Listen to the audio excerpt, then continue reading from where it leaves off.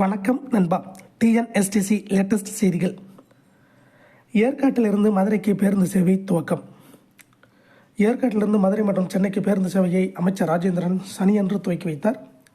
தமிழ்நாடு அரசு போக்குவரத்து கழகத்தின் சேலம் கோட்டம் சார்பில் 17 புதிய BS6 வகை பேருந்து சேவைகளை சுற்றுலாத்துறை அமைச்சர் ராஜேந்திரன் சேலம் புதிய பேருந்து நிலையத்திலிருந்து சனியன்று துவக்கி வைத்தார். இதன்பின் அவர் பேசுகையில், தமிழ்நாடு அரசு போக்குவரத்து கழக சேலம் கோட்டத்திற்கு கடந்த 6 மாதங்களில் மட்டும் 234 புதிய BS6 வகை பேருந்துகளும் 253 முழுவதும் புதுப்பிக்கப்பட்ட பேருந்து சேவைகளும் துவக்கி வைக்கப்பட்டுள்ளன.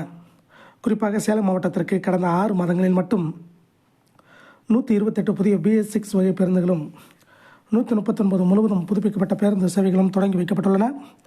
அந்த வகையில் சனியன்று சேலம் புதிய பேருந்து நிலையத்திலிருந்து பெங்களூருவிற்கு 13 பேருந்துகளும், சேலத்திலிருந்து சென்னைக்கு 2 பேருந்துகளும், சுற்றுலா வளர்ச்சிக்காக ஏற்காட்டில் சென்னை மற்றும் மதுரைக்கு புதிய வழித்தடத்தில் தலா 1 புதிய பேருந்துகள் என 17 புதிய BS6 வகை பேருந்துகள் மக்கள் பயன்பாட்டிற்கு தொடங்கி வைக்கப்பட்டுள்ளது என்றார்.